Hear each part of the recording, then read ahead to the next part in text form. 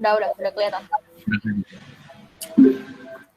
Oke, jadi kalau secara singkat dari orientasi bawah air itu ya sama seperti navigasi ya. Jadi itu untuk menuju satu tujuan, tapi di bawah air. Jadi kalau misalnya di darat kan kita harus untuk menuju satu tujuan, kita harus tahu nih posisi kita di mana, kemudian tujuan kita itu kemana.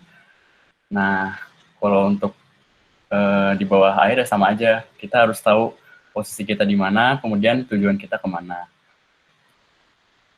Kemudian kalau misalnya dari nomor perlombaannya itu ada 4 ya sebenarnya. Cuma kalau misalnya yang sering diperlombakan di Indonesia sih cuma ada 2. Itu ada M course sama 5 point course. Biasanya ada star course sama parallel course. Dan di sini aku mau lebih fokus ke yang 2 ini aja ya, yang M course dan 5 point course. Karena yang lainnya juga aku kurang paham dan emang nggak pernah dipelajarin juga sih. Oke. Kemudian kita mulai dulu dari M course. Jadi kalau dari namanya kan M course ya emang bentuknya seperti M. Ini maaf ya, gambarnya kurang jelas, dapatnya yang ini soalnya nggak ada yang lain. Jadi dari yang titik hijau ini titik startnya. Kemudian lanjut ke sini, ini titik merah pertama, kemudian kedua, ketiga, kemudian terakhir di sini, ini finishnya. Jadi dari start ini kita harus menuju titik ini. Oh ya, kalau misalnya di M-Course ini kita nggak harus tepat banget di poinnya. Jadi kita cuma harus ngelewatin bagian luar titik ini. Jadi kalau misalnya pas lomba itu, titik ini ditandai oleh buoy atau pelampung gitu ya. Kalau dari atas kelihatannya pelampung. Kalau misalnya dari bawah, biasanya nggak kelihatan apa-apa. Atau misalnya visibility-nya sedikit bagus, bisa kelihatan talinya doang sih. Jadi kalau M-Course ini kita berenang ke sini di bawah kan ya, sambil nyelam tentunya. Kemudian lewat luar, jadi ngiterin ini. Terus habis itu ke titik yang kedua, sama kita harus melewati bagian luar titiknya. Kemudian ke titik ketiga, sama juga harus melewati titik bagian luar titiknya. Baru habis itu kita ke garis finish, batas finish. Nah jadi kalau di OBA ini ada beberapa peraturan juga. Jadi kalau misalnya di M-Course ini, misal kita nggak ngelewatin bagian luar, tapi kita malah motong langsung ke sini misalnya, itu bakal didiskualifikasi. Maksudnya gugur ya. Jadi kalau misalnya di OBA, nanti misalnya melakukan pelanggaran, itu langsung ditarik, diangkat ke permukaan.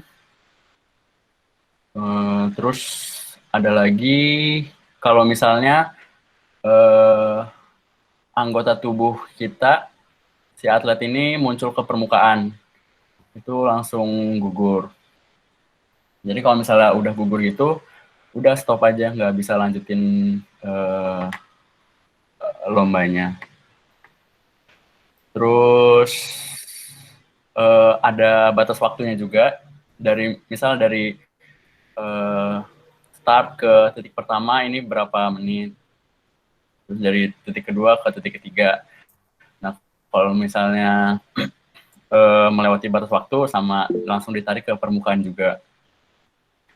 Nah ini jaraknya aku kurang ingat juga, pokoknya total dari semuanya ini 590 meter gitu. Ini mungkin dari yang M-Course ya. Oh ya, terus ada peraturan juga ini, jadi ada batas luar dari arena perlombaan yang titik kuning ini, titik kuning dan garis putus-putus ini. Jadi kalau misalnya si atlet ini keluar dari batas arena ini, itu akan didiskualifikasi juga, akan ditarik juga. Gitu. Jadi yang dinilai dari M-Course ini adalah yang pertama dia bisa melewati berapa titik, kemudian yang kedua dari waktu. Jadi kalau misalnya ada yang sama-sama, ini atlet 1 sama atlet 2, sama-sama nyampe titik pertama itu selama 1 menit. Maksud saya, kalau misalnya atlet 1 dan atlet 2 sama-sama cuma dapat 1 poin. Nah, tapi yang atlet pertama, dia ke titik pertama 1 menit, yang atlet kedua nyampe titik pertama itu sekitar 2 menit misalnya. Nah, itu yang jadi pemenang jadinya yang atlet pertama, yang nyampe lebih dulu. Gitu. Kemudian selanjutnya dari 5-point course. Kalau 5-point course ini dari namanya udah jelas ada 5 poin, 5 titik. 1, 2, 3, 4, 5. Startnya hijau, kemudian ke titik kuning, kemudian finish di titik oranye yang terakhir ini. Sama juga ada batas arenanya. Cuma kalau misal di 5-point course ini harus sangat tepat di titik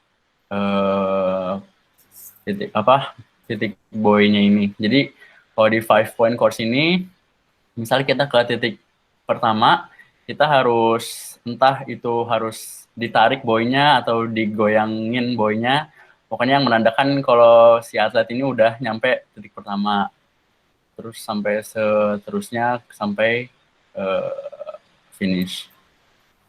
Sama juga peraturannya nggak boleh muncul ke permukaan. Kemudian kalau misalnya 5-point ini lebih ke akurasi, ketepatan ya. Dan total jaraknya ini 650 meter dari start sampai finish. Kemudian selanjutnya, nah ini pas briefing di Pomnas kemarin. Oh ya, koreksi buat moderator, saya bukan PON ya, saya Pomnas. Jadi Pekan Olahraga Mahasiswa Nasional tahun 2017. Oke. Gitu. Ya ini yang di Pomnas 2017 ini ada M-Course sama 5-point course. Jadi teknis lombanya ini dari sebelum peserta masing-masing atlet melakukan ini OBA-nya. Jadi di awal nih peserta dibawa pakai perahu karet biasanya.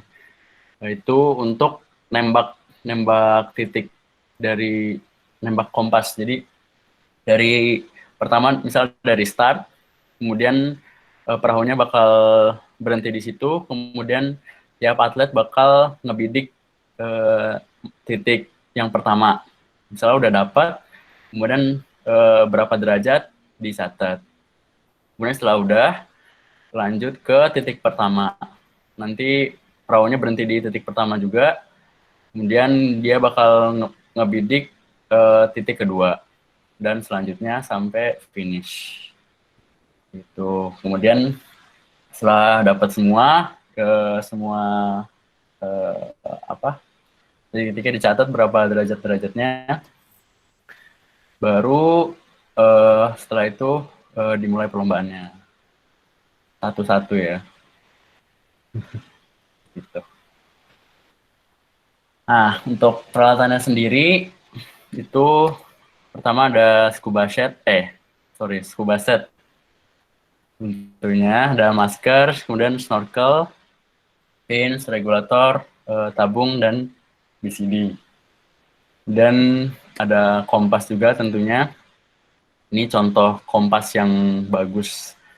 Kalau aku kemarin ini pakainya kompas selam yang digelang di pergelangan tangan gitu ya. Kemudian ada jam juga. untuk ukur waktu tentunya. Terus divecom ini optional juga sih. Jadi misal ada divecom lebih enak untuk tahu kedalaman kita biar bisa ngejaga buoyancy biar nggak naik ke permukaan. Kemudian navigation board ini yang kayu ini. Sini ada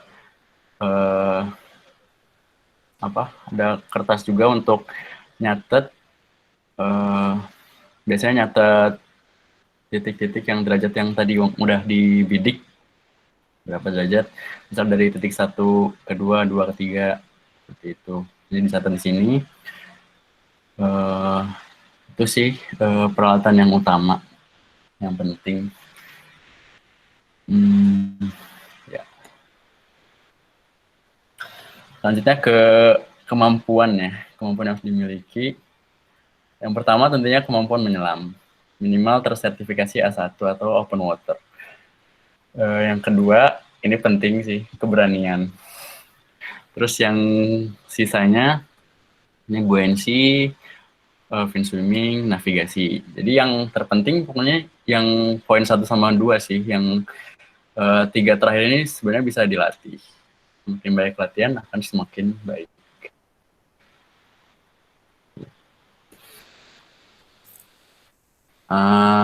Ini ada contoh latihan. Jadi untuk di OBA ini latihannya ada latihan kering sama latihan basah kita nyebutnya.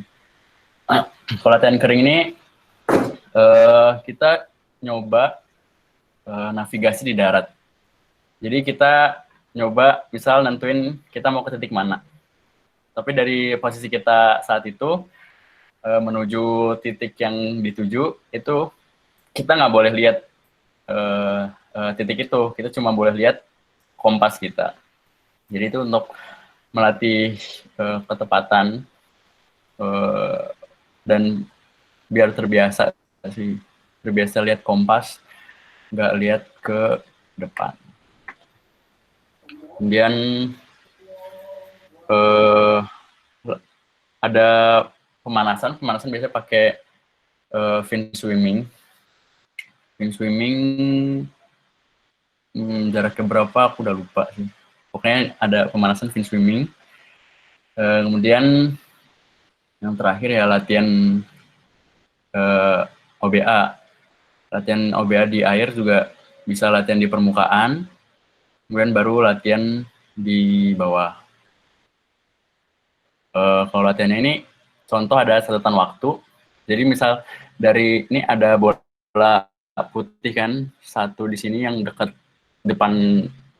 depanku ini, sama yang jauh di sana ada bola putih. Nah, itu di situ aku coba ngebidik. Kemudian ini jaraknya kalau nggak salah 50 meter. Jadi diukur waktunya dari start di bola yang pertama ini ke bola yang di ujung sana, ini aku nyampe dalam berapa menit. Nah itu latihannya rata-rata gitu sih. Jadi itu untuk menghitung apa ya rata-rata kecepatan finning, kecepatan kita ngayuh di bawah itu secepat apa sih. Nah ini seperti aku 50 meter 1 menit 20 detik, kemudian 80 meter 2 menit 20 detik. Ya. Terus ini latihannya. Nah ini foto pas lomba. Ini perahu yang dipakai buat yang pertama yang ngebidik titik-titiknya, kemudian dipakai buat ke titik startnya juga. Sama buat rescue juga sih. Dan kalau misalnya ada yang didiskualifikasi yang seperti aku bilang tadi, langsung diangkat dan naik perahu ini dan dibawa ke pinggir. Nah ini foto-fotonya.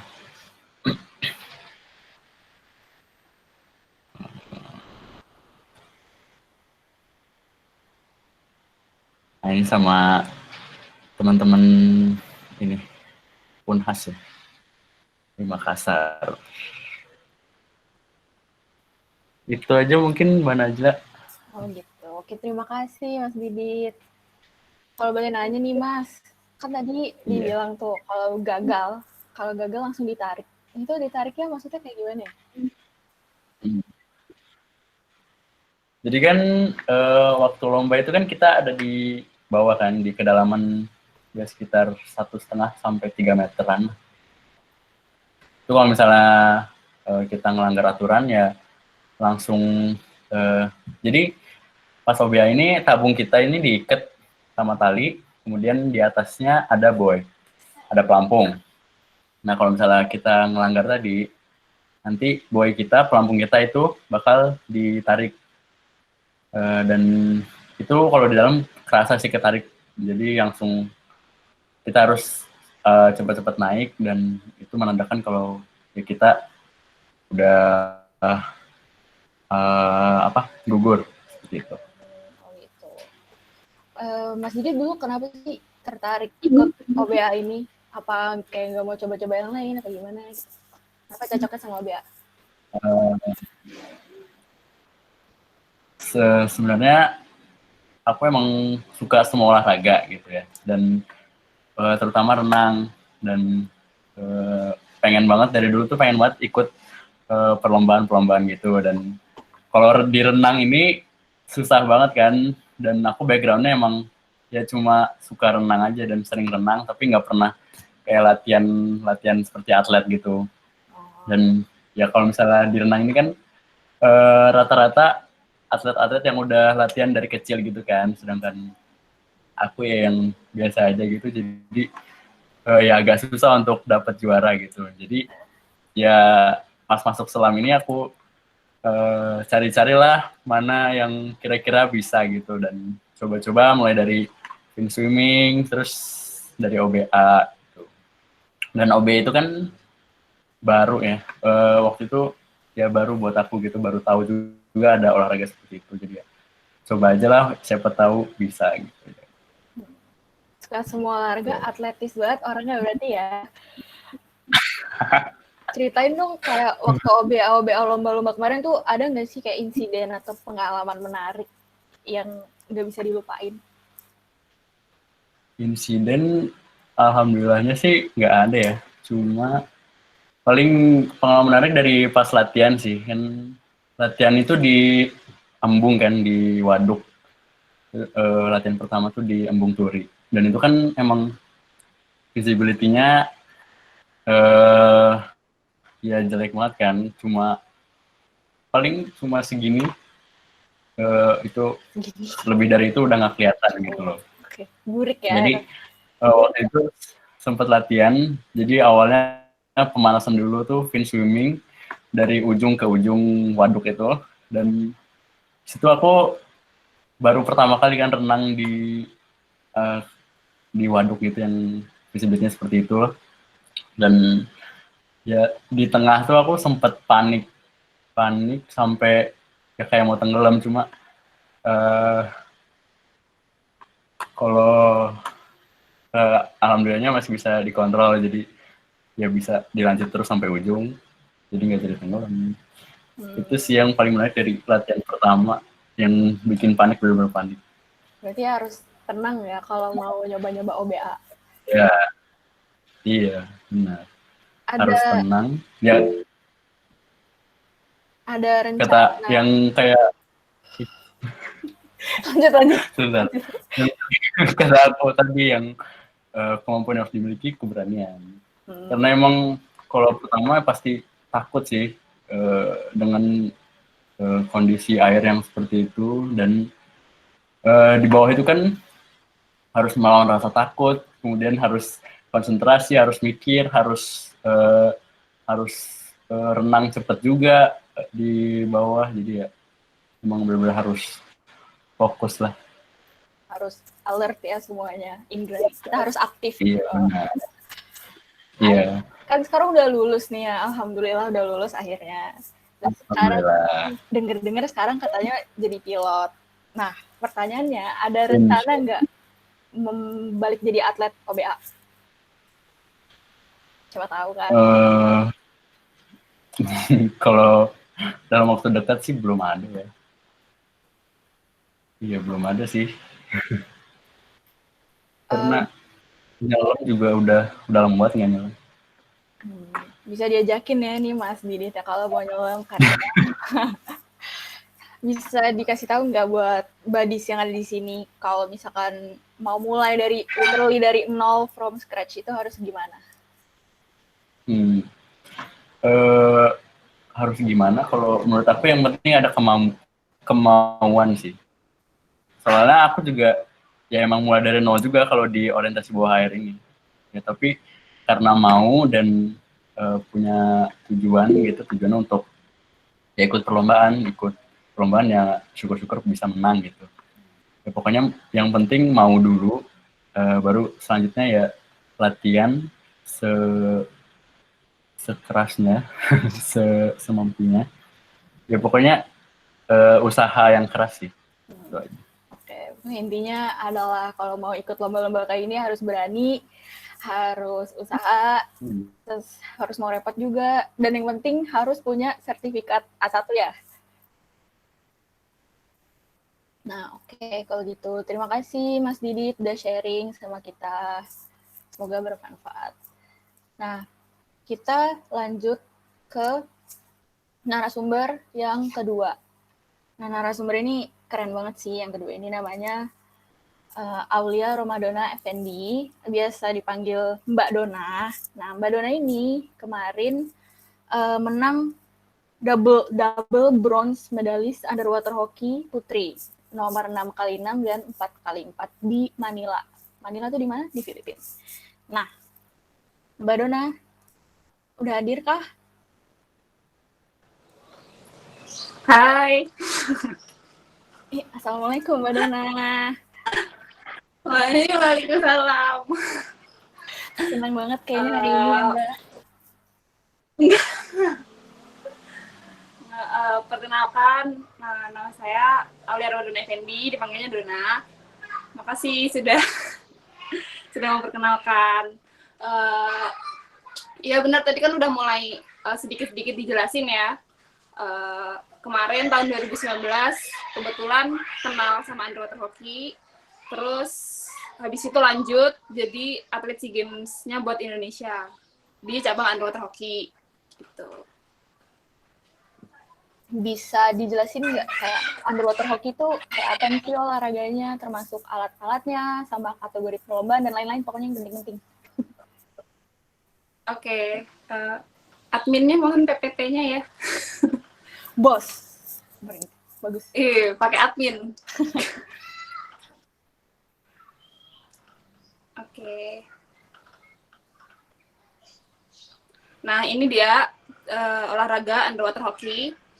Sebenarnya emang hoki, tapi di bawah air aja gitu loh. Nah, buat cabang olahraga underwater hoki di dunia ini, pertamanya tuh mulai tahun 1954 oleh Alan Blake. Sebenarnya awalnya untuk penyelam Angkatan Laut Inggris kan, jadi mereka musim dingin itu istilahnya kayak cari kegiatan, tapi yang nggak bikin bosen. Jadi istilahnya kayak bikin game aja gitu dia sebenarnya gitu. Terus ada nama lain juga disebutnya octopus, karena octopus gurita tapi pushnya dorong gitu. Terus mulai berkembang, lalu ada kejuaraan dunia mulai tahun 1980. Nah, selanjutnya kejuaraan dunia ini dilaksanakan setiap 2 tahun. Harusnya tahun 2020 ini ada kejuaraan dunia juga di Australia, tapi gara-gara COVID jadi tertunda gitu. Lanjut. Kalau buat di Indonesia sendiri, underwater hoki ini pertama kali diperkenalkan oleh Kristianto Sahat, Agustus 2010. Lalu dia memperkenalkannya ke Jakarta Underwater Hockey Club sih. Maksudnya dia memperkenalkan, habis itu membentuk Jakarta Underwater Hockey Club. Sampai sekarang masih aktif, itu klub yang paling aktif di Indonesia sih sebenarnya, Jakarta Underwater Hockey Club. Bisa dicek di Instagramnya @jkt_UWH. Terus mereka awalnya di kolam renang GBK Senayan itu buat latihannya. Terus untuk penyebarannya ke Indonesia sih mereka pakai eksibisi ya. Jadi anggotanya ada yang ke sini memperkenalkan underwater hoki. Biasanya ke klub-klub selam yang ada. Nah, kebetulan tahun berapa ya? 2013 kalau nggak salah. Itu ada di Jogja. Jadi sebenarnya udah mulai ada sejak lama, cuman karena di Jogja kan ini ya, mungkin mereka memperkenalkannya banyaknya ke mahasiswa gitu. Kalau mahasiswanya udah lulus ya agak susah kan regenerasinya kayak gitu. Lanjut. Nah, underwater hoki itu apa sih? Underwater hoki itu olahraga bergu. Ya di kolam renang sih, bukan di laut. Kalau OBA kan tadi di laut ya. Itu timnya satu tim itu 6 orang, tapi ada 4 pemain cadangan di sub bench. Jadi dia tetap di air, tapi nggak main gitu loh. Untuk pemain cadangan, nah pemain cadangannya ini terserah si pemainnya sih tuker-tukerannya. Jadi kayak nggak yang harus nunggu dulu diberhentiin gamenya terus baru pergantian pemain kayak gitu, nggak, langsung aja langsung kayak gitu. Terus ya seperti game pada umumnya, kita berusaha ngegolin ya ke gawang tim lain. Sebenarnya ini bersifat non-kontak sih. Cuman ya mau nggak mau sih sebenarnya kita juga ada kontak sama pemain lain juga gitu. Nah, keunggulannya underwater hoki ini rentang umurnya luas karena ada yang master juga, kalau nggak salah, elit gitu. Jadi mereka yang the best of the best gitu loh, jadi kategorinya bukan berdasarkan umur, tapi yang junior kayak gitu yang pakai kategori umur kayak gitu juga ada. Terus ya dia bergu dan dia lebih fun karena kita harus bikin strategi juga, dan ini juga sebenarnya bikin fun dan bikin rumit karena udah nahan nafas, mikir kayak gitu. Kadang-kadang yang bikin fun itu ininya ya, interaksi antar timnya sih kayak gitu. Jadi misalnya nih underwater hoki tim A lawan tim B, waktu di air kan udah yang nggak tahu lagi, udah kayak musuhan banget gitu kan. Tapi begitu akhir kompetisi pasti kita langsung hooray antar tim gitu loh. Jadi kayak jadi baikan lagi gitu kalau udah naik. Terus peralatannya dapat dibuat sendiri, iya lumayan simpel sih sebenarnya peralatannya. Gitu, lanjut.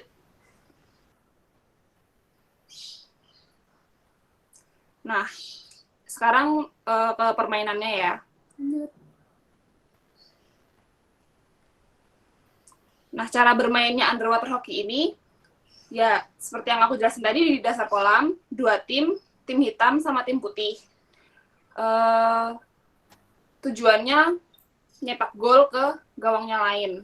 Nanti tuh ada puck, namanya bolanya tuh namanya puck. Jadi kayak pipih, nanti ada gambarnya, aku tunjukin. Dia ditaruh di tengah-tengah kolam, nanti tim A sama tim B ini saling berebut buat ngambil ini duluan, kayak gitu. Untuk durasinya 2 kali 15 menit, ada break 3 menit per babak sama 1 menit time out per tim per babak. Jadi nanti di tengah-tengah game, tim kaptennya bisa minta time out ke referee-nya. Jadi sign-nya buat time out tuh kayak gini. Ini dia minta time out. Selain dari tim kapten, referee juga bisa minta time out. Ini terjadi kalau misalnya antara referee satu dengan referee yang lain ada perbedaan pendapat kayak gitu. Jadi mereka biar diskusi dulu, makanya mereka minta time out juga. Kayak gitu. Terus ini dilakukan di area 12 sampai 15 meter kali 21 sampai 25 meter. Dan dengan kedalaman 2 meter sampai 3,65 lah ya. Itu lumayan. Kalau 3 meter kan pasti lebih terasa ya, jauh lebih terasa gitu. Terus untuk timnya, seperti yang aku jelasin tadi, 6 orang pemain aktif, 4 orang cadangan di sub bench. Sama kalau turnamen yang gede gitu, kayak kemarin SEA Games, itu ada 2 orang cadangan. Jadi cadangan yang nggak naik gitu. Kalau yang turnamen kayak gitu, kenapa? Karena di turnamen itu ada round robin kan, jadi ini lawan ini, lawan ini, lawan ini, langsung banyak banget, dan jedanya cuma bentar banget antar pertandingan itu. Jadi kita tetap butuh orang untuk cadangan gitu loh. Jadi misalnya kemarin tim Indonesia yang berangkat buat SEA Games ada 12 orang. Itu 6 orang yang main, 4 orang cadangan, ada lagi yang cadangan di atas kolam, kayak gitu. Lanjut. Nah, sekarang masuk ke perlengkapannya. Ini pertama ada fins. Ini fins renang atau diving sih. Bebas. Biasanya ini finsnya fins swimming. Ini aku sekalian tunjukin ininya ya, barang-barangnya ya. Kayak gini finsnya. Udah agak lama nggak dipakai gitu. Terus jadi biasanya nih di sininya dikasih karet. Ini sebenarnya cuma buat tanda sih karetnya, tapi biasanya dikasihnya sampai full dari sini sampai sini karena ujungnya ini tuh suka melukai kaki gitu loh. Jadi kayak kurang nyaman gitu kan. Sebenarnya di custom aja, terserah pemainnya gitu. Terus ada masker, snorkel, mouthguard. Maskernya lagi nggak di sini, jadi untuk maskernya yang penting masker dual lens ya. Masker diving yang dual lens. Kenapa yang dual lens? Karena kalau single lens takutnya kalau misalnya kena itu nanti katanya risikonya lebih besar, dan katanya bahannya kalau bisa yang tempered glass, karena kalau misalnya kena ya itu tadi jawabannya sama, karena risikonya tidak terlalu besar. Terus snorkelnya bisa yang kayak gini, jadi dia rekomendasinya yang bahannya karet ya, karet rubber gitu. Jadi ininya empuk. Nanti setiap awal game, referee akan ngecek di setiap pemainnya, nanti akan dicek kan kita udah pakai ini. Nanti pasti akan diginiin. Kalau misalnya ini lunak, boleh. Kalau nggak bisa diginiin, nanti akan disuruh ganti. Kayak gitu. Terus untuk mouthguard-nya kayak gini. Nanti misalnya ini snorkelnya, dimasukin gini. Ini. Nanti ditali di sininya. Jadi biar kalau dipakai nggak langsung misalnya kena paknya, nanti akan kena ini dulu. Atau ada juga yang pilih pakai gum shield. Gum shield itu macam orang boxing yang dimasukin ke sini, atau orang taekwondo kayak gitu. Biasanya pakai itu. Terus stick.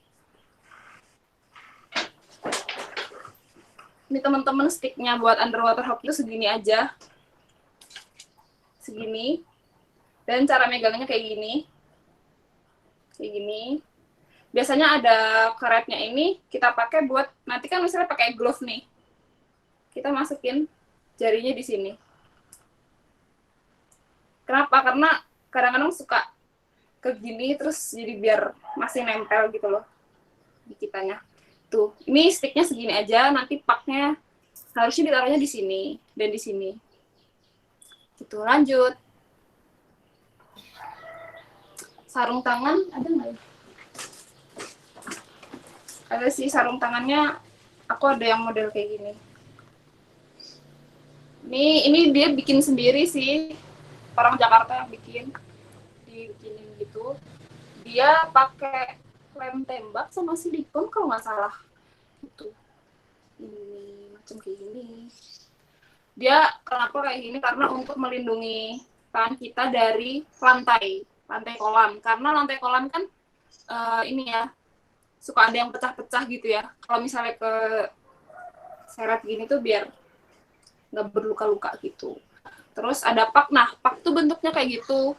Lingkaran pipih, isinya kayak mungkin besi atau apa gitu, kayaknya besi. Soalnya lumayan berat, kayak 1,5 kilo. Terus dilapisi plastik atau karet gitu, jadi luarnya sebenarnya nggak yang keras banget gitu.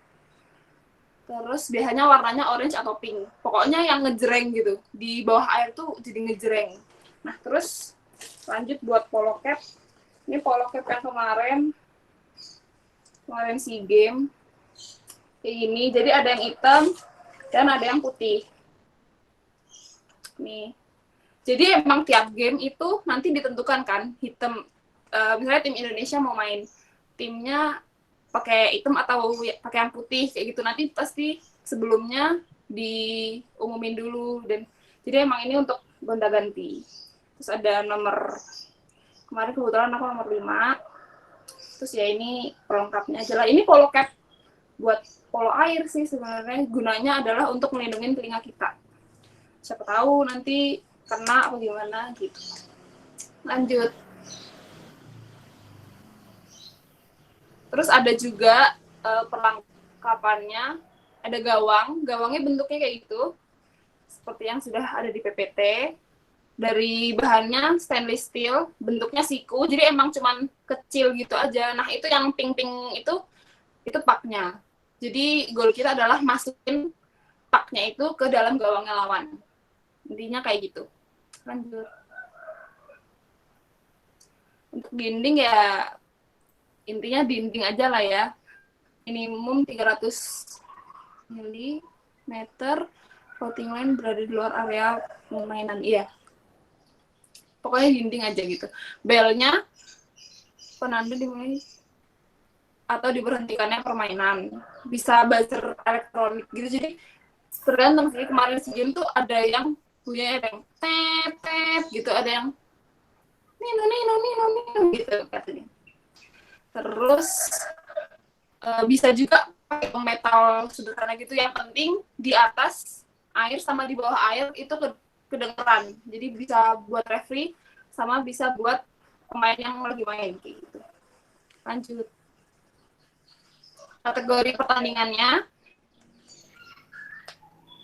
Ini ada yang kompetitif, ini biasanya antar negara atau wilayah, jadi dia lebih yang official gitu loh. Misalnya kayak SEA Games gitu-gitu. Kalau misalnya yang open tuh nanti ada juga yang kayak gini. Ini yang aku maksud tadi, kelasnya ada U19, U23, yang elite sama yang master. Ini kan justru yang lebih tua ya, yang bisa main, yang buat master gitu. Ya. Ini nomor-nomor ini yang udah diakui oleh SIMES. Lanjut. Terus untuk kategori pertandingan yang fun, ini biasanya antar klub atau individu ya. Misalnya kalau di underwater hockey, yang sering Indonesia ikut itu Manila Invitational. Itu dia lebih ke antar klub gitu loh. Jadi nggak harus representasi dari negara tertentu, tapi misalnya dari Indonesia nih, tim dari Indonesia berangkat, tapi namanya di sana bukan Indonesia, tapi bikin nama apa kayak gitu. Kalau kemarin nggak salah ada namanya Garuda, kalau nggak salah ya. Sorry banget kalau salah. Sebenarnya ada mix juga. Nanti cewek dan cowok, biasanya ceweknya 2, cowoknya 4. Kalau mix. Terus 3-on-3 ya, mirip-mirip lah ya sama basket. Sama men and women. Setiap klub atau individu dapat berpartisipasi, diselenggarakan oleh klub, biasa dari campuran individu berasal dari beda umur, gender, dan asal negara.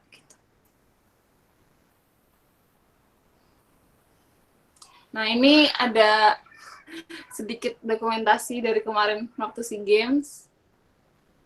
Lanjut. Ini di play aja, coba. Ini video sebenarnya buat lebih ngejelasin sih. Oke. Ini waktu lawan Malaysia.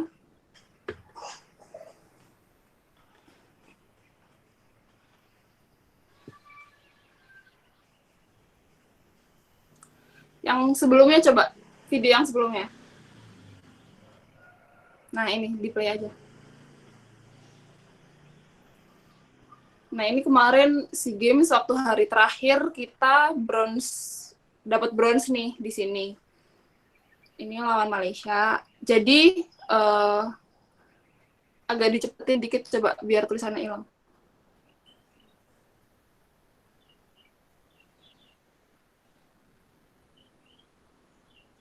Ini pemainnya udah mulai masuk, yang tim hitam tim Indonesia. Iya, nggak apa, lanjut. Ini tim Malaysia. Cepetin lagi dikit. Nah, ini yang tim Indonesia. Sebenarnya ini video, tapi jadi foto gitu sama merekanya. agak lanjut dikit sampai startnya, sampai hilang tulisannya. Jangan kesulitan. Nah, ini stop dulu. Pause. Jadi ini adalah apanya ya? Site-nya gitu kali ya, site buat competition.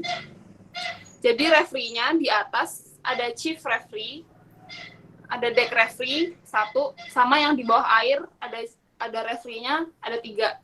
Jadi total referee-nya ada 5 kalau underwater hoki kemarin SEA Games, dan kemarin referee-nya diambil dari SEAMES-nya langsung deh kayaknya dari SEAMES official-nya langsung. Terus jadi untuk memulainya itu adalah nunggu si referee-nya yang di air semuanya kayak gini. Kalau udah, nanti bunyi buzzer, habis itu tim A sama tim B nanti buru-buruan dapat pakan. Terus nanti kalau udah ada satu tim yang menentukan pak, nanti mereka baru turun tangannya. Kayak gitu. Jadi kalau misalnya kan bingung nggak ya referee-nya banyak banget, terus harus lihat yang mana. Kalau kemarin aku dikasih tahu harus lihat referee yang atas, yang chief referee, karena dia yang ya chief-nya gitu loh intinya. Terus kalau misalnya teman-teman bisa lihat ada balon kayak kolam renang anak kecil di sebelah yang 4 ini, yang 4 di kolam ini dia yang di sub bench namanya.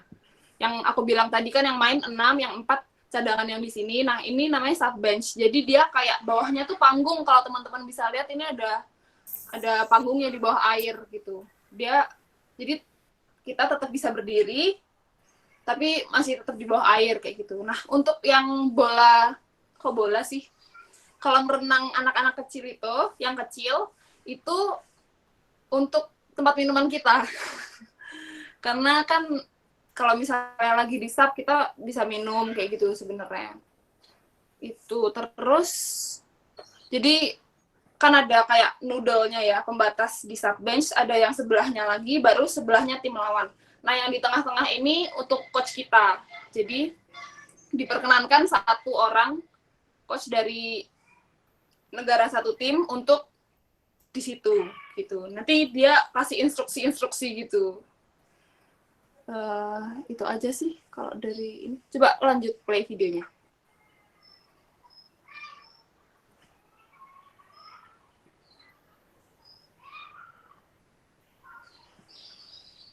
Nah, itu mulai, jadi puck-nya ditaruh di tengah, mereka rebutan. Gitu. Jadi ya gimana caranya. Nah, ini referee-nya kan ngawasin dari agak deket gitu ya. Soalnya sebenarnya pergerakannya cepet banget. Nah, ini kan dari tengah langsung dibawa ke sini. Terus ini di wall. Nah, ini wall-nya kan. Wall-nya ini nggak boleh dipegang yang gini. Misalnya ini wall-nya. Kita nggak boleh pegang yang gini. Kecuali kalau misalnya kayak gini ya berapa detik aja gitu loh. Kalau kayak gini nih nggak boleh. Itu nanti pelanggaran oleh referee-nya.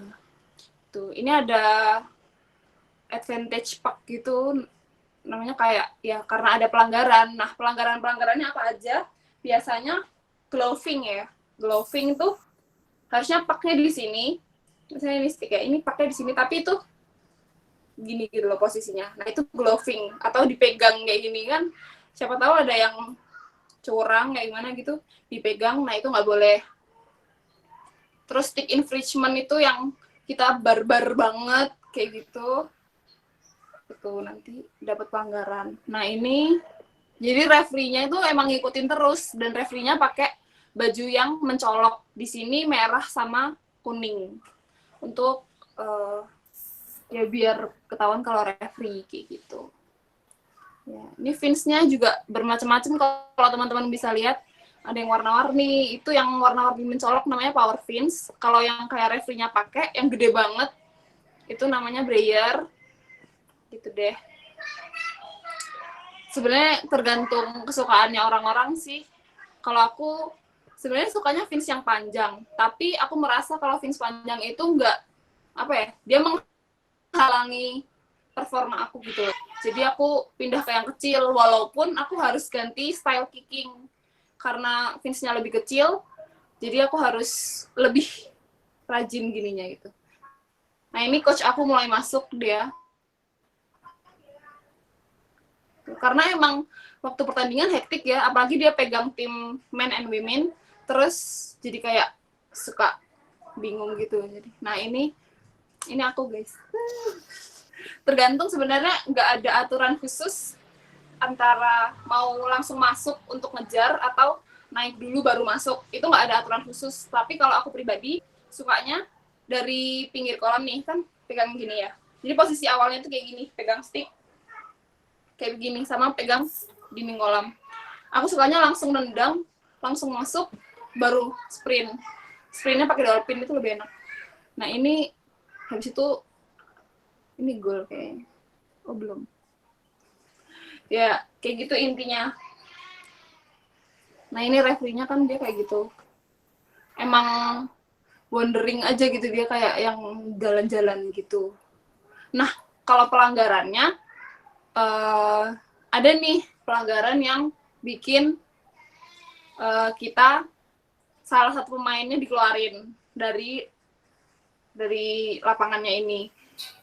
Itu biasanya yang agak fatal gitu. Aku sebenarnya pernah sih waktu ini dikeluarin gara-gara aku mungkin udah capek kali ya, jadi pemain lawan itu aku ininya kayak di sininya dia gitu. Ini jujur malu-maluin banget sih.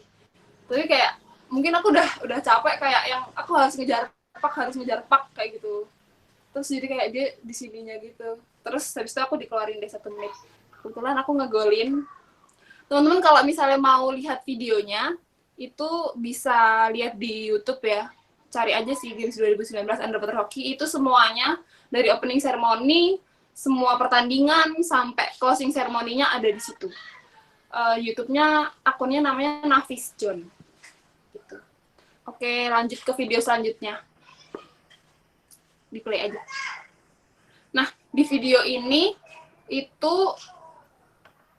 misalnya nih, kalau misalnya aku harus ngedeskripsiin underwater hockey, biasanya aku samainnya mungkin sama sepak bola kali ya.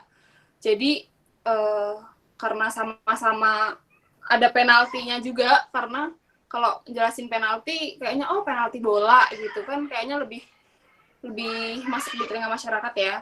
Jadi di underwater hockey juga ada penaltinya. Jadi penalty shot, tapi ada 2 penalty shot sama penalty goal. Penalty shot itu kalau di daerah deket gawang itu terjadi pelanggaran. Nah itu nanti dikasih penalty shot. Kalau penalty goal, di goal tray ada pelanggaran, jadi goalnya dihitung namanya penalty goal. Gitu.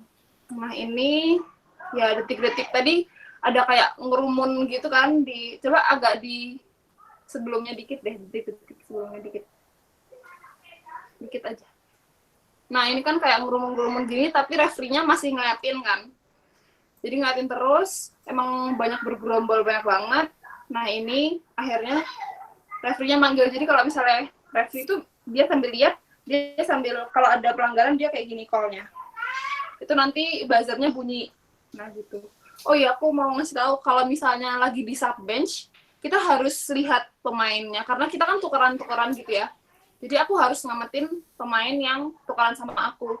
Harus melihat terus, tapi snorkelnya tetap harus kelihatan. Karena kalau snorkelnya masuk, kita dihitung ikut di dalam permainan dan itu nanti pelanggaran. Seperti itu. Nah, ini penalty shot-nya. Jadi 2 tim yang mau ngegolin penalti sama 1 tim yang jagain gawang. Itu nanti nunggu buzzer bunyi, terus yang jaga gawang pegang dinding, langsung turun. Jadi tangannya harus nempel di dinding terus, nanti baru deh. Kalau misalnya puck-nya udah disentuh sama tim yang satunya, baru boleh lepas dari dinding tangannya gitu. Nah ini, 1, 2, 3, kan mulai turun tuh dua-duanya. Ini Indonesia ya yang 2. Nah, akhirnya gol kayak gitu. Emang caranya kayak gitu. Itu aja sih kalau buat ini underwater hockey. Ada selanjutnya tuh ada foto-foto gitu. Ini kalau teman-teman mau lihat, ini waktu kita naik podium, terus foto waktu ini pasti habis tanding sih. Terus sama waktu hip hore-nya gitu, sama ada foto di venue bareng-bareng tim sama LO yang dari SEA Games gitu. Lanjut ada foto-foto juga, ini waktu itu juga yang di bawah kiri itu waktu kita setelah selesai closing ceremony, jadi setelah pengalungan medali itu baru kita foto di situ. Terus ada di depan hotel, yang atas pakai spanduk itu di depan hotel, sama yang bawah itu ya aku lagi di sub bench gitu. Itu aja sih kalau dari underwater hockey. Keren Semoga banget. lengkap ya. Keker banget ya dari fotonya. Sekarang moderator mau nanya-nanya nih ke Mbak Dona. Oke, boleh. Kalau UWH ini kemampuan apa aja sih yang harus dikuasain, kan kayak harus bisa tahan nafas, selain itu tuh apa aja? Kalau underwater hockey ini beda sama OBA tadi ya. OBA kan harus sertifikat A1. Nah, ini bebas siapa aja yang mau UWH boleh ikut. Terus UWH ini kan nggak pakai tank ya, soalnya jadi bener-bener ya udah snorkelnya adalah biar kita gampang lihat bawah tuh loh. Jadi pakai snorkel doang, habis itu ya pastinya sebenarnya tahan nafasnya harus ini sih ya, harus lumayan. Cuman sebenarnya yang lebih penting tuh skill sih. Skill sebenarnya yang lebih penting. Asalkan bisa berenang tuh pasti bisa ikut UWH gitu sebenarnya. Kan bisa berenang, nanti untuk masalah snorkel kan bisa disesuaikan ya, menyesuaikan, terus nanti mulai belajar skill kayak gitu. Sebenarnya nggak perlu yang tertentu kemampuan tertentu harus nafasnya lama, pun banyak yang nafasnya nggak lama. Kalau misalnya yang kelas master kan juga pasti mereka nafasnya nggak terlalu lama ya, pasti ya gitu. Terus nih, kan Dona tuh kemarin UWH SEA Games. Ya. Diceritain nggak awal mulanya bisa ikut UWH tuh kapan? Terus apaan sih yang bikin kamu tertarik untuk ikut UWH? Sebenarnya karena masuk Unyil ya, terus karena masuk Unyil, terus habis itu pasti kan kita ada tuh nyoba-nyobain UWH yuk, soalnya mereka dari senior aku juga ngasih mindset kalau mau seru-seruan ya UWH kayak gitu loh. Kalau misalnya lagi LKK pun kadang-kadang seniornya juga ada yang UWH yuk UWH kayak gitu, kayaknya seru, ya udahlah sekali dua kali nyoba. Terus habis itu ketemu Kak Maria ini udah lama UWH, dia awalnya JUHC, terus dia pindah di Jogja, jadi dia kayak mau ngebangkitin UWH lagi di Jogja kayak gitu. Terus mulai akhirnya dengar tuh kabar ada kejurnas. Nah, kejurnas pertama UWH itu waktu 2019 April ke Mei, itu bareng kejuaraan nasional fin swimming. Jadi ada OBA juga, ada fin swimming, ada UWH. Itu pertama kali UWH. Terus karena bareng-bareng temen-temen sih, sebenarnya aku udah nggak mau lagi jadi atlet. Dulu informasi dulu aku atlet renang indah. Pasti kayak dari kecil renang, terus renang indah. Habis itu udah males kan mau jadi atlet, tapi kayak yang ya udah nih ke jurnas, lagian sama teman-teman juga pasti seru kan. Tapi emang jujur seru banget karena bareng teman-teman, jadi kayak nggak berasa cupu sendiri gitu loh, karena ternyata waktu ke jurnas juga nggak cuman dari Unyil aja yang baru-baru gitu, ternyata banyak juga, banyak fin swimmer, banyak deh orang pokoknya itu. Terus seneng sih karena seneng bareng teman-teman. Habis itu jadi ternyata waktu ke jurnas itu ada kayak evaluasi gitu dari coachnya Indonesia buat SEA Games, ya buat ancang-ancang SEA Games lah, karena udah ada kabar-kabar SEA Games kan waktu itu dari merekanya, karena aku sih nggak tahu kan. Terus akhirnya bulan Juni ada tryout ke Singapura, lawan tim Singapura sama Malaysia.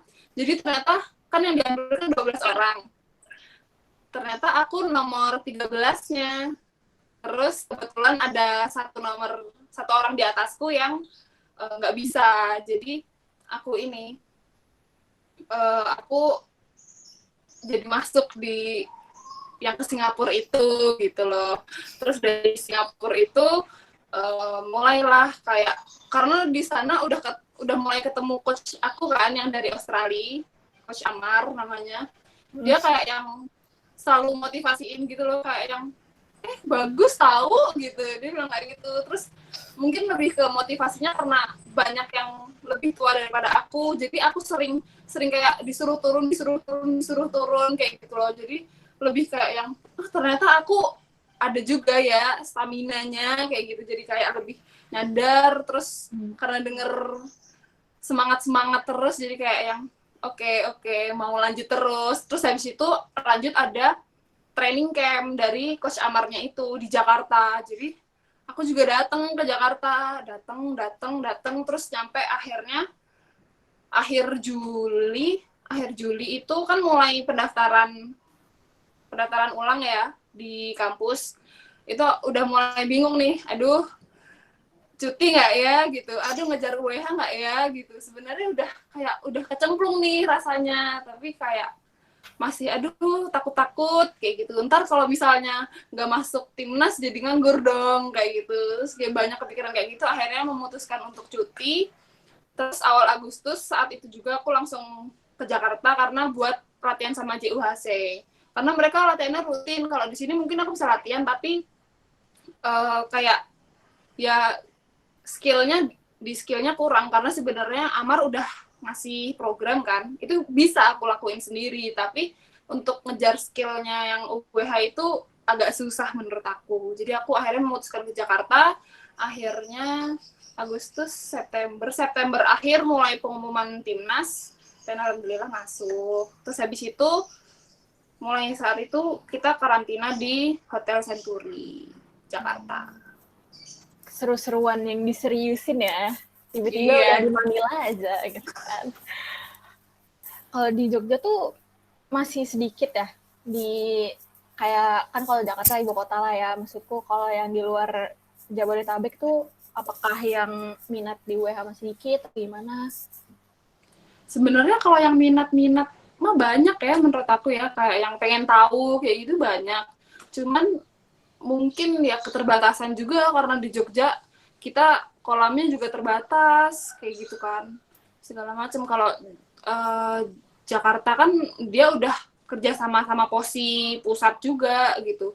Kalau di sini kita keterbatasannya ya lumayan kolam. Kalau misalnya alat mah aku minjemin, saya Najla mau belajar, aku pinjemin alatku buat Najla kayak gitu kan nggak apa-apa gitu. Cuman keterbatasannya ya itu mungkin. Tapi kalau ada yang minat boleh hubungin aku ya. Nanti kita latihan bareng-bareng. Hubungin mbaknya langsung ya teman-teman. Terus nih mau nanya juga, pengalaman paling berkesan selama mencoba olahraga UWH itu apa aja? Sampai bisa ngewakilin Indonesia gitu di SEA Games ya kan? Internasional. Kalau pengalaman berkesannya tuh kadang-kadang kalau misalnya sekarang ya lihat balik gitu, kayak dulu padahal aku ikut UWH tuh cuman gara-gara ikutan temen-temen kayak gitu, gara-gara pada mau berangkat ke Jurnas di Jakarta, jalan-jalan sekalian gitu kan.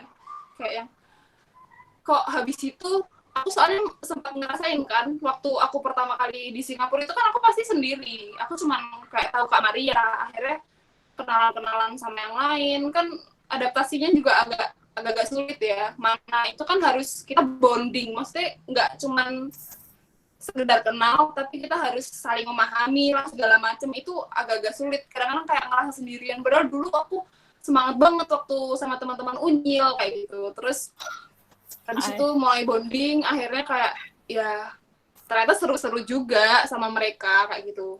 Itu sebenarnya mulai lumayan berkesan sih buat aku. Terus ada lagi yang berkesan waktu SEA Games hari terakhir itu, jadi hari terakhir banget. Jadi SEA Games ini, buat informasi teman-teman, underwater hoki itu 4 hari. Di hari kedua itu kita kena typhoon. Waktu itu di Filipina lagi ada typhoon kan. Terus jadi pertandingan kedua, hari kedua di stop. Jadi pertandingan hari ketiga keempat ini tuh menumpuk. dan yang di hari keempat ini tuh final-finalnya gitu loh, dan banyak banget pertandingannya. Hari terakhir ini juga saya menstruasi, jadi bener-bener yang kacau dari pagi. Jadi karena udah hari-hari belakangan kan, coach aku tuh nanyain, jadi waktu di bis mau berangkat itu dia nanyain satu-satu ke atletnya, kayak yang kondisi kamu gimana kayak gitu. Terus aku bilang, aku mual-mual, aku pusing, aku sakit perut kayak gitu, yang pegel-pegel semuanya kayak gitu. Terus akhirnya dia ini, pelatih aku ini selalu yang bilang, nggak peduli mau lu berdarah, mau kayak gimana pun juga, nggak ada alasan buat nggak turun kayak gitu. Walaupun ya sebenarnya kalau misalnya kita yang nyampe kayak yang susah banget juga, dia pasti akan lulus sih sebenarnya. Cuman kayak aku sendiri kayak yang ya elah cuman gini doang, masa mau nggak main.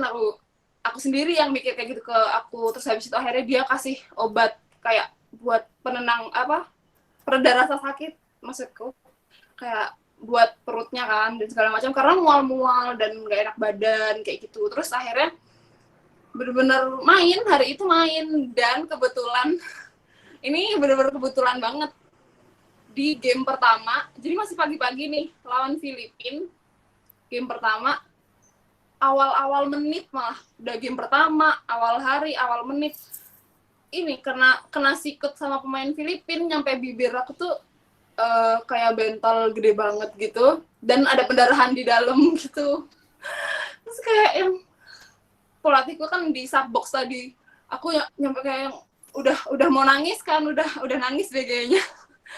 Aku kayak yang akhirnya bro kayak gitu kan. Terus dia kayak yang ayo bisa dia kayak gitu. Terus yang teman-teman lain juga nyemangatin kayak gitu, ayo bisa kayak gitu. Terus padahal paramedik udah siap di pinggir kolam gitu loh. Jadi sebenarnya mereka di kayak tenda tersendiri.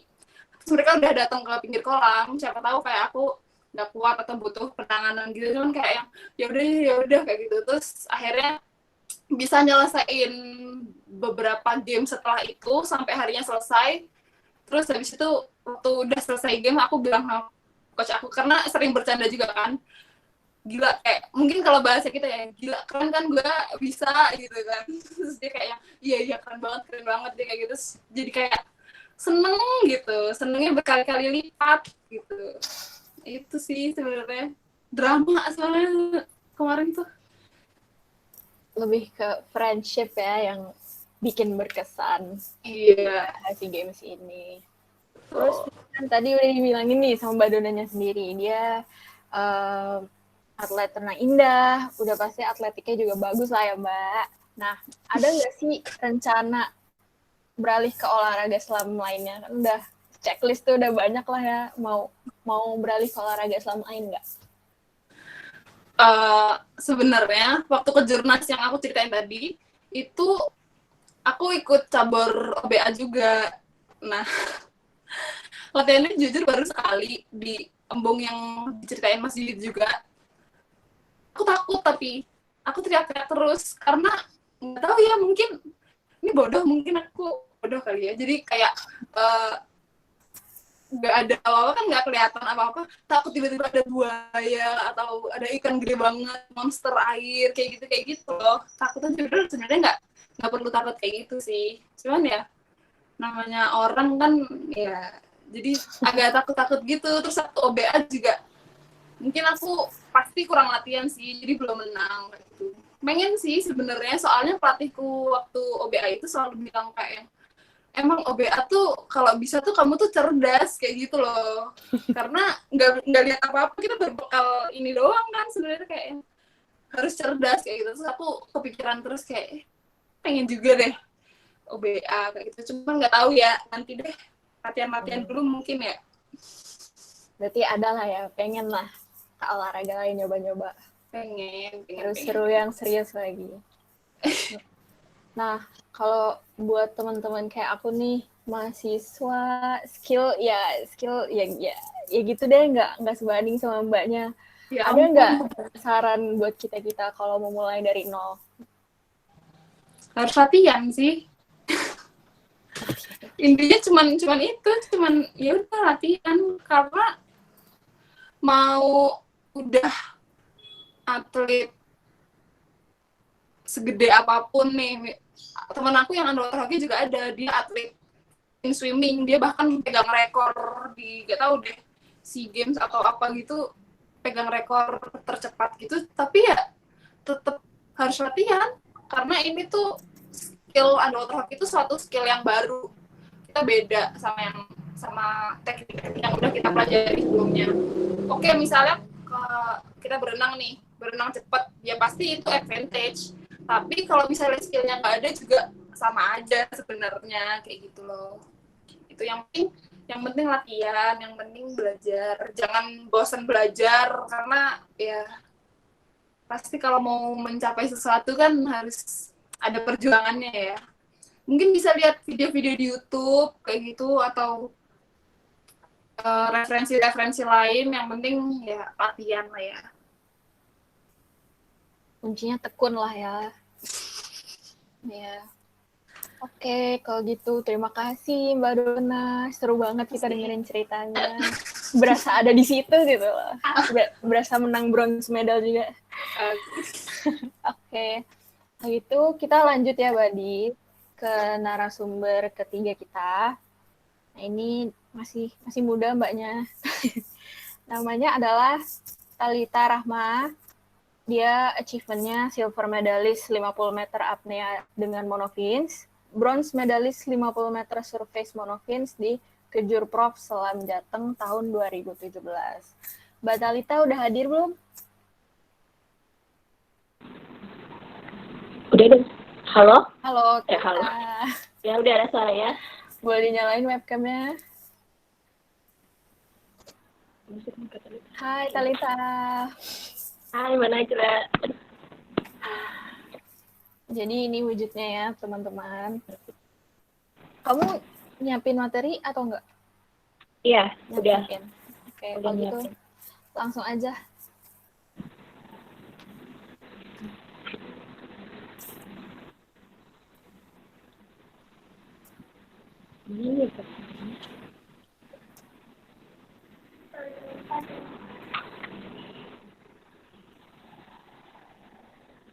Ini ada suara, kedengeran nggak?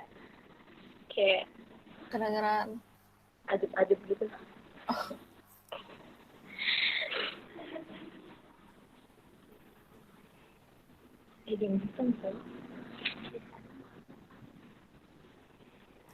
Udah di-share belum ya PPT-nya? Kayaknya belum.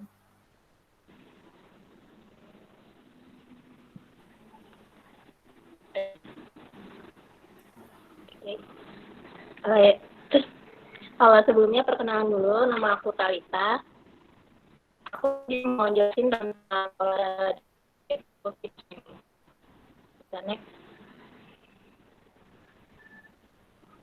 Jadi fin swimming ini awal pertama kalinya itu diadakan di tahun 1976.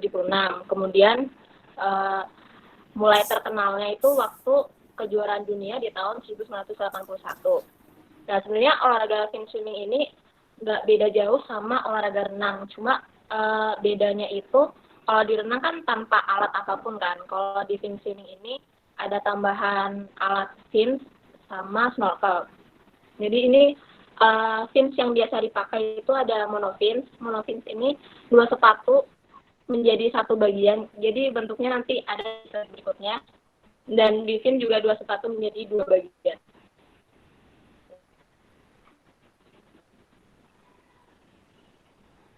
Nah, untuk fin swimming ini lokasi pertandingannya ada 2. Ada di kolam renang, itu panjangnya harus 50 meter. Dan yang terbuka itu seperti laut atau nah, ini kriteria pemilihan lokasi ini harus arusnya rendah, terus sama kualitas airnya itu layak buat lomba renang. Nah, di fin swimming ini ada 4 teknik. Yang pertama ada surface. Surface ini dia berenang di permukaan dan gaya yang dipakai itu seperti kaki kupu di renang. Dia nafasnya nanti pakai snorkel gitu. Terus yang kedua ada apnea. Apnea ini menyelam dengan satu tarikan nafas. Apnea ini biasanya nomornya itu cuma 50 meter. Dia harus pakai monofin. Terus yang ketiga ada defense.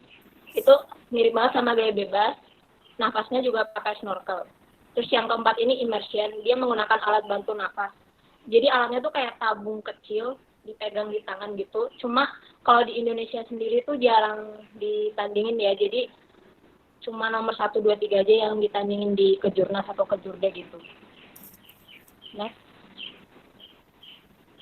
Nah, untuk nomor pertandingannya di surface ini ada 50, 100, 200 meter, terus 400, 800, 1500 meter, sama nomor estafet ada 4 kali 100 sama 4 kali 200. Nah, di apnea ini cuma ada satu nomor, cuma 50 meter aja. Terus di defense ada 50 meter, 100, 200. Terus untuk nomor laut ada 6.000, ada 10.000. Terus kalau untuk immersion ini buat kolam itu cuma 100 meter, sama 400 biasanya. Terus kalau di laut ada 1.000 meter juga ada. Cuma jarang aja kalau di Indonesia. Next. Nah, untuk alat yang digunakan biasanya tuh topi renang sama kacamata renang. Terus ada nomor 2 ada snorkel. Ini snorkelnya tuh beda sama snorkel yang biasa kita snorkeling gitu kan, pipanya tuh nyamping. Kalau ini tuh yang buat lomba itu ke depan gitu. Terus yang ketiga ada fins najat, kayak tadi udah ditunjukin sama Mbak Dona. Yang keempat ada fins panjang, crazy. Nah, bedanya yang nomor 3 sama 4 ini, kalau yang nomor 3, finsnya itu untuk yang nomor jarak pendek, 50, 100, 200. Kalau yang nomor 4 ini untuk yang jarak-jarak jauh gitu, kayak 800, 1500 gitu. Terus nomor 5 ada monofin. Ini bentuknya tuh kayak mirip ekor mermaid gitu. Next. Nah, untuk kategori pertandingan itu ada dikelompokin umur kalau tanding. Yang ada senior itu 8 tahun ke atas, terus kelompok B 16 sampai 17 tahun, yang C 14 sampai 15 tahun, yang D 12 sampai 13 tahun. Ini untuk penjelasan gayanya. Jadi ini berenang di permukaan air menggunakan masker atau kacamata renang, terus snorkel sama monofin. Nah, perenang harus tetap berada di permukaan air setiap saat selama lomba, kecuali saat melakukan pembalikan. Jadi benar-benar badan perenang itu di permukaan air. Dan untuk streamline-nya itu ada ketentuan harus tidak lebih dari 15 meter. Kalau lebih dari 15 meter nanti kena diskualifikasi. Ini selanjutnya ada contoh pertandingan, bisa dinyalain.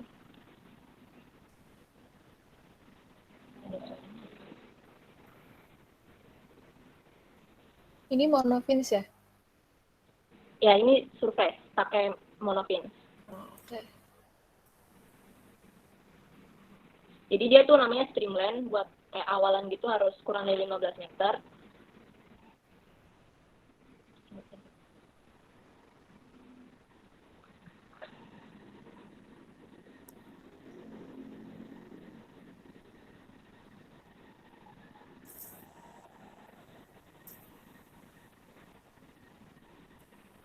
Itu bisa pakai masker atau kacamata. Mungkin bisa next aja. Nah, yang ini ada apnea. Jadi apnea ini berenang di bawah air di kolam renang menggunakan masker monofin. Ini tuh nomornya itu kayak tahan nafas 50 meter. Jadi kalau misal berenang itu misal selama 50 meter itu misal tampak snorkelnya atau bisa diskualifikasi. Jadi benar-benar di bawah air aja selama 50 meter. Ini ada contoh videonya.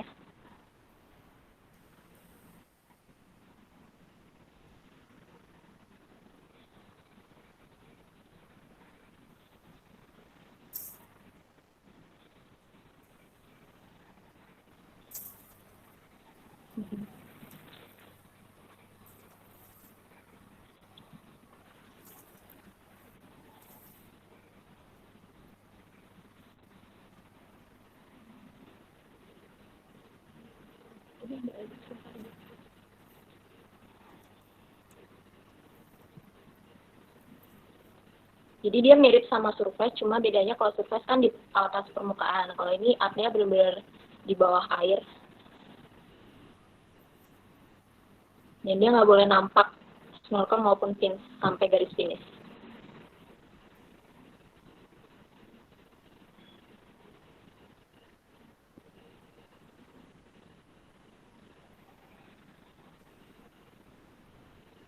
Bisa next. Nah, kemudian ada B-fins. Jadi ini B-fins ini gerakannya mirip sama gaya bebas di renang, cuma dia nafasnya pakai snorkel. Kalau di renang kan nafasnya tengok kanan kiri, kalau di fin swimming ini pakai snorkel. Next.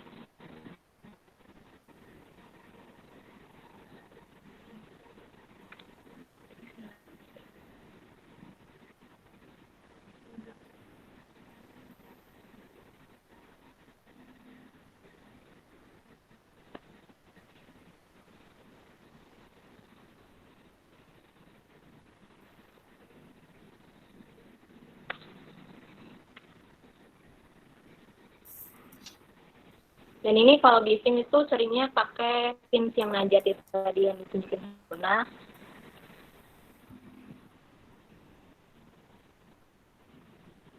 Gayanya mirip sama gaya bebas di renang, cuma nafasnya pakai snorkel.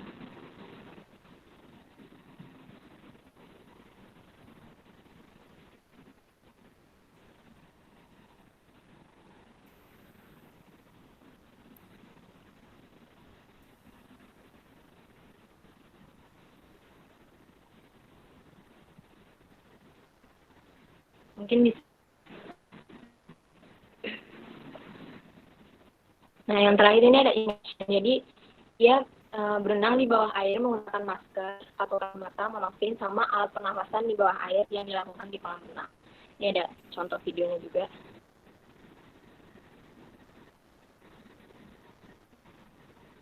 Jadi dia pakai tabung kayak kecil itu, nanti dipegang di tangan buat nafas gitu. Ini bisa di skip bagian tandingnya aja.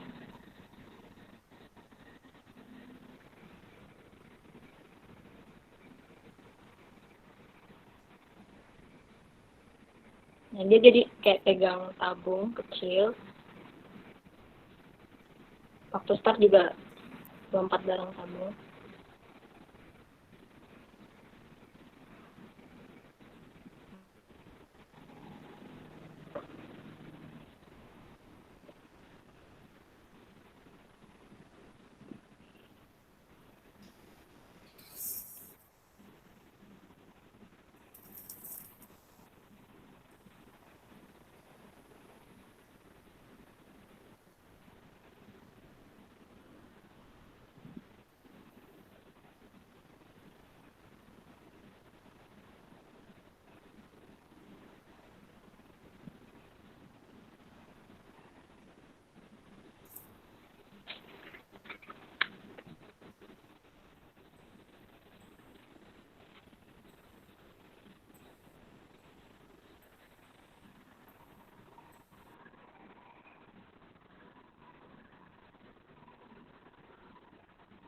Mungkin buat immersion segitu dulu aja. Udah. Wah, terima kasih Talita. Keren banget sih. Aku mau nanya nih, Ya. kalau fin swimming itu kemampuan dasar apa aja yang harus kita kuasain? Yang pertama mungkin lebih gampang kita udah bisa renang dulu ya. Apalagi sama di gaya bebas, soalnya ada nomor bisnis kan di fin swimming itu.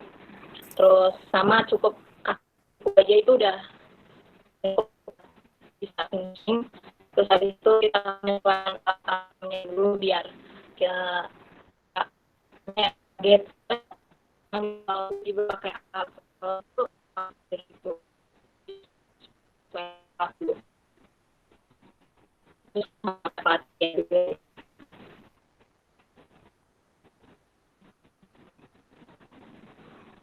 Oh gitu. Oke.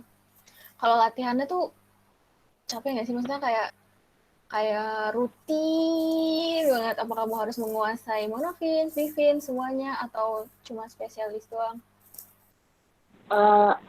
Kalau aku sih latihannya dulu waktu masih sekolah itu tiap hari.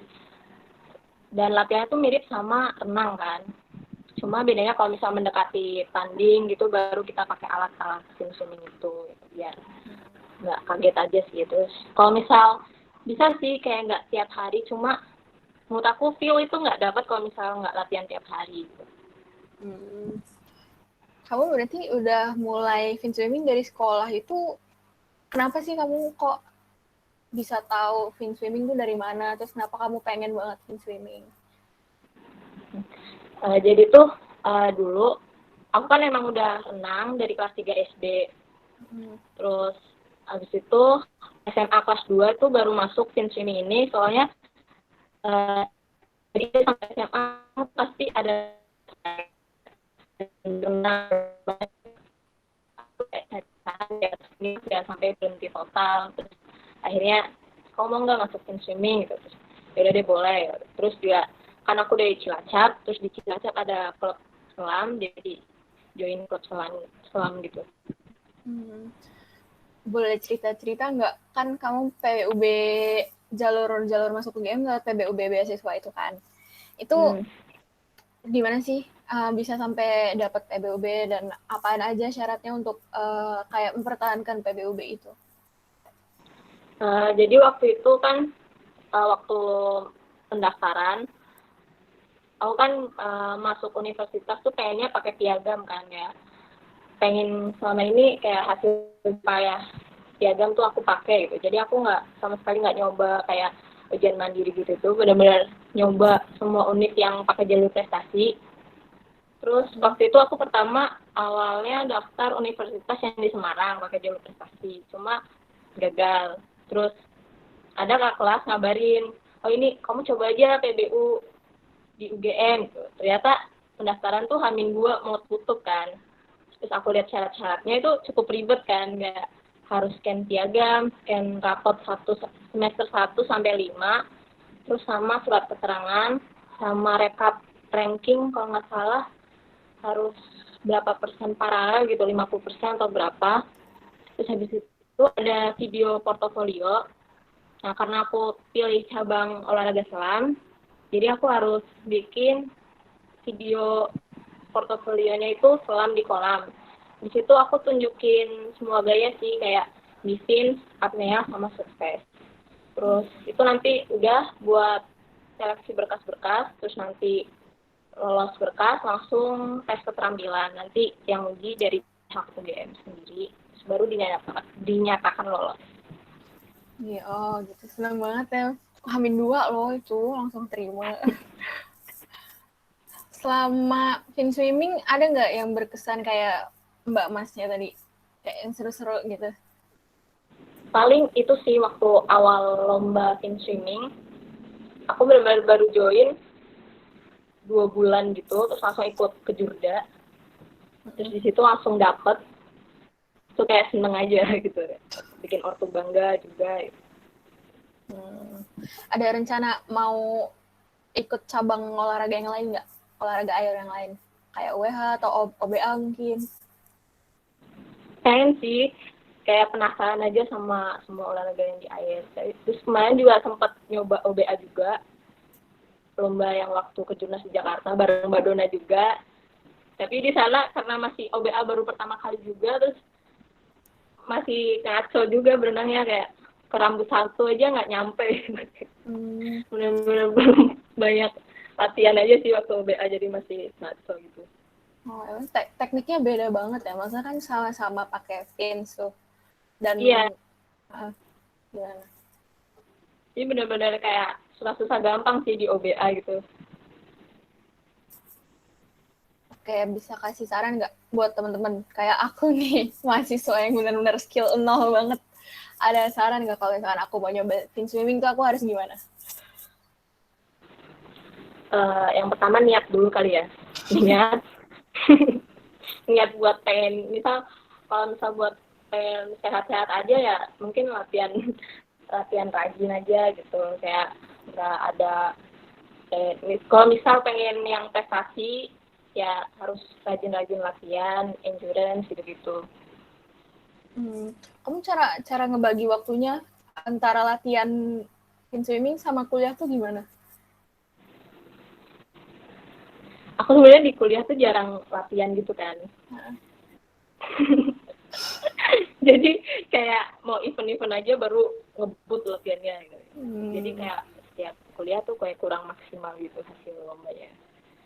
Tapi biasanya sih latihan misal habis kuliah gitu, soalnya latihan bareng anak-anak selam gitu di ada kolam renang di Jogja, jadi kita latihannya malam kadang. Sama ya, jadi Badis jawabannya dari narasumber 1, narasumber 2, sama 3, jawabannya kalau menjadi atlet harus tekun dan memiliki skill. Terus banyak-banyak latihan. Itu mungkin ada tambahan lagi, Talita, yang mau disampaikan ke Badis semua? Udah cukup. Udah cukup ya. Kalau gitu kita masuk ke sesi tanya-jawab.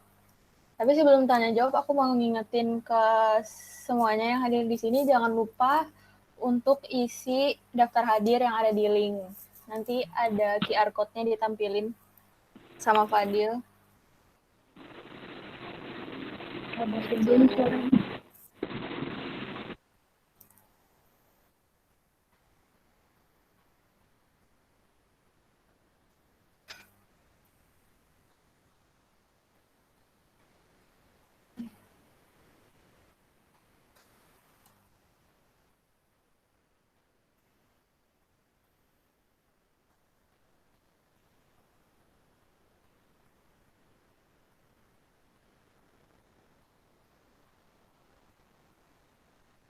Ini ya, Badis, QR code-nya bisa di-scan atau bisa melalui link.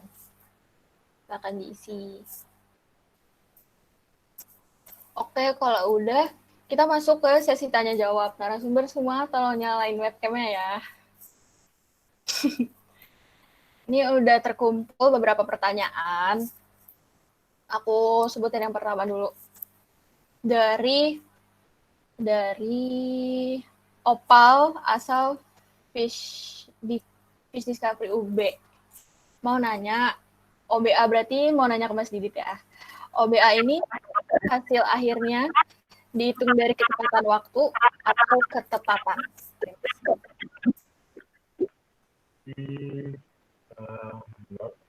Kalau misalnya dari penjelasan aku tadi, kalau sebenarnya dua-duanya sih, cuma kalau untuk ketepatan itu lebih ke yang nomor perlombaan 5 point.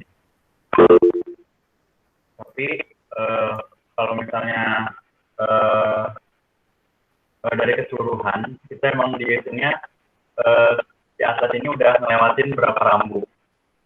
Dan kalau misalnya ada yang ngelewatin jumlah rambu yang sama, itu baru bakal dilihat dari waktunya yang tercepat. Jadi pertamanya ngelihat rambunya dulu ya, baru kecepatannya. Oke, apakah sudah terjawab? Mas Opal, Mas apa Mbak ini? Ya kalau gitu kita lanjut ke pertanyaan berikutnya. Dari Muhammad Rizky Soleh, dari MFUC Unhas. Pertanyaannya, berapa batas aturan kedalaman penyelam dari permukaan air? Ini pertanyaannya untuk apa ya? Untuk OBA juga kah? Jam berapa itu? Hah? Jam berapa pertanyaannya? Jam berapa?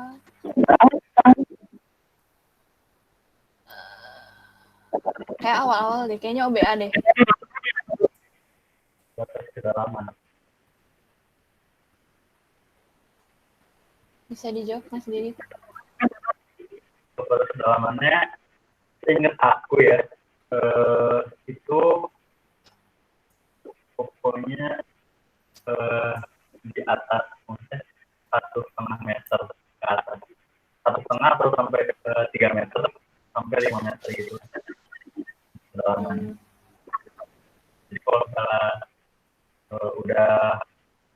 kelihatan salah satu bagian tubuhnya di permukaan, ya akan ditarik.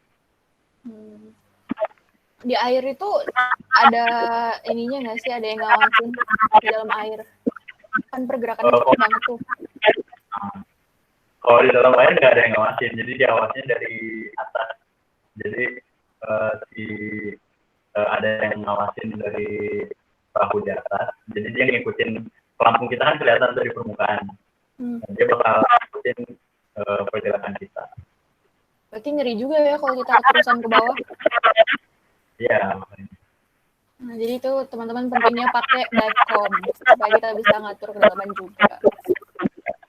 Kalau misalnya kita terlalu dalam juga kan itu pelampungnya bisa tenggelam kan, atau setidaknya jadi kelihatan gitu lah.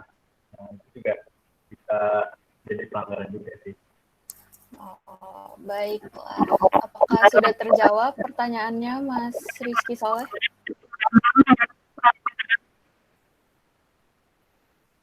Ini tidak dijawab, kita anggap sudah. Selanjutnya, pertanyaan dari Thea Pandia. Pertanyaannya adalah, jika menjadi anggota unit LAN UGM, untuk atlet fin swimming, latihannya berjadwal atau bagaimana ya, dan di mana aja latihannya? Jadi ini pertanyaan untuk Talita. Unmute dulu, Beb. Oke, udah. Jadi untuk fin swimming itu di unit Salam tuh terjadwal seminggu itu 2 kali gitu. Tapi karena ada pandemi gini jadi nggak jalan. Berarti nanti harus comeback strong ya? Iya. Mbak Najwa juga ikut siapa tahu. Jadi pelampung. Oke, terima kasih Talita jawabannya. Selanjutnya, ini kayaknya pertanyaan ditujukan buat Mbak Dona ya, dari Mas Novian Persadanta Sitepu. Pertanyaannya, ketika nafas hampir habis, apakah tidak didiskualifikasi ketika naik ke permukaan air? Bagaimana Mbak Dona?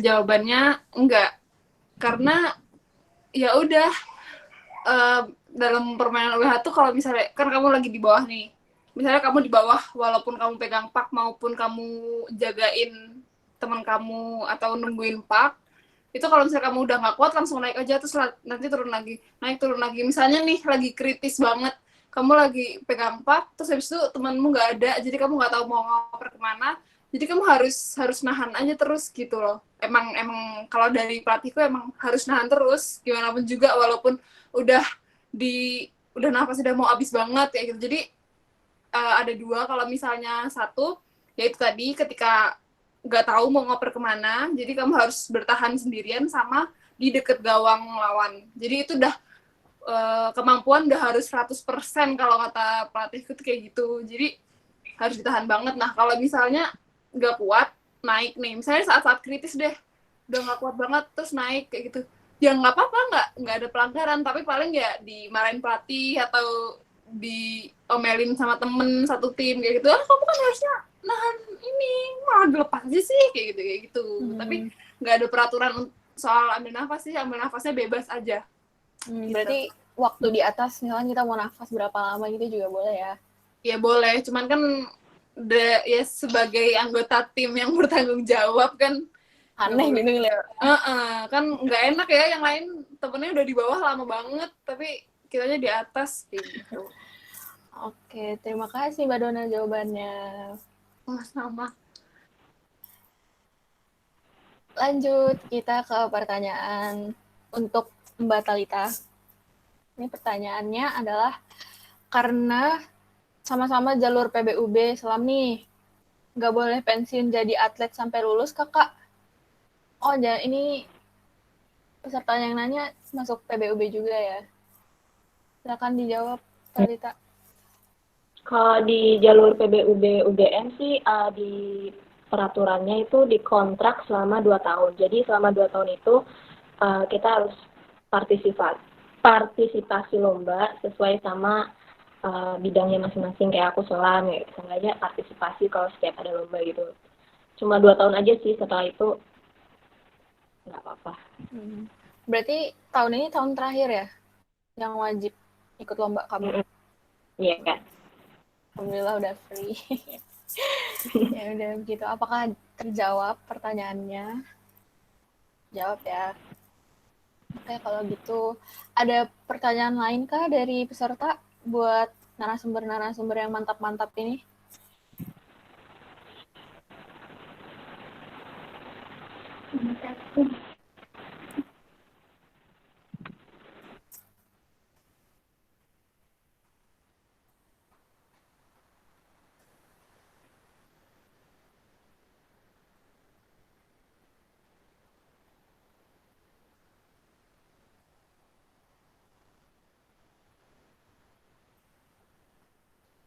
Mungkin kalau udah nggak ada pertanyaan dari teman-teman,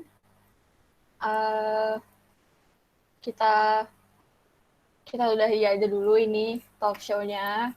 Bagi yang masih malu-malu mau nanya ke Mbak Masnya, boleh banget dihubungin secara personal atau lewat Instagram Unyil. Pasti kita jawab kok pertanyaan-pertanyaannya.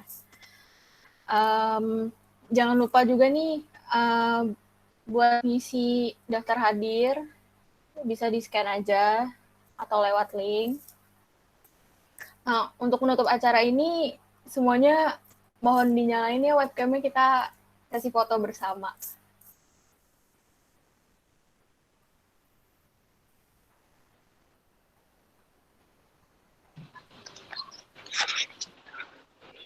Wah, keren juga.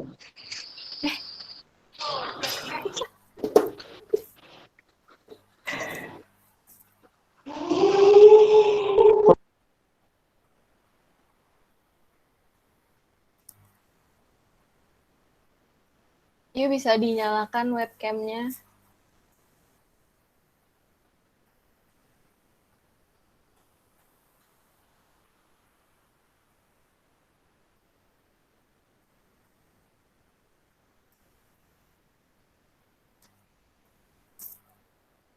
Ini yang foto Fadil ya? Siapa?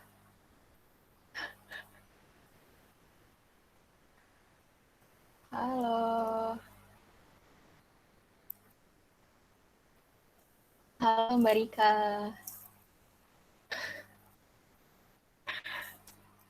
Jadi bagi yang belum menyalakan webcamnya, boleh dinyalakan.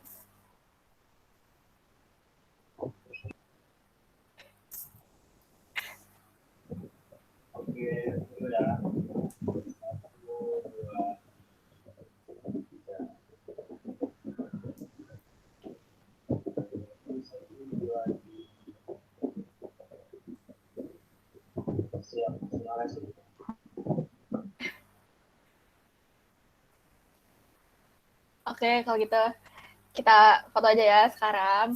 Aba-aba. Benerin mukanya dulu. 1, 2, 3. Lagi. 1, 2, 3.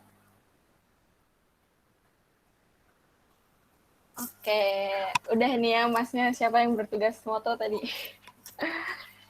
Kalau gitu, terima kasih Badi semua yang udah ikutan talk show Unyil kedua ini. Semoga informasinya bermanfaat dan semoga tertarik ya untuk ikut WH, OBA atau Fin Swimming. Mbak mau tanya. Oh iya. Ini IG-nya ada nggak buat yang apa sih ini namanya Unyil Talk Show ini, ada IG-nya sendiri nggak atau ikut mana gitu? Oh, kalau IG sendirinya nggak ada Mas, pakai IG Unit Selama UGM aja. Oh, UGM. Ya, makasih Mbak. Iya, sama-sama Mas. Ya, kalau gitu. Mbak boleh minta IG-nya Mbak? IG-nya. IG yang banyak. Boleh tuh, sikat dah Bang. Iya makanya kata gula. Ya nanti itu PC aja ya Mas. Oh iya, ada iya, sertifikatnya. Kalau gitu terima kasih buat narasumber semua. Mbak, ada Iya. sertifikatnya nggak? Oh, ada sertifikatnya? Enggak deh kayaknya, Mas. Oh enggak, ya udah. Apa? IG-nya mbaknya aja nggak apa-apa nanti. Iya. Kalau gitu kita tutup ya, teman-teman, talk show Unyil yang kedua ini. Saya jadi ketawa kan, Mas. Makasih buat narasumber semua, dan makasih juga buat Badis yang udah ngasih pertanyaan yang kreatif-kreatif. Saya Najla, moderator, undur diri. Wassalamualaikum warahmatullahi wabarakatuh. Dadah, waspada diri Anuraga, Badis. IG-nya ya.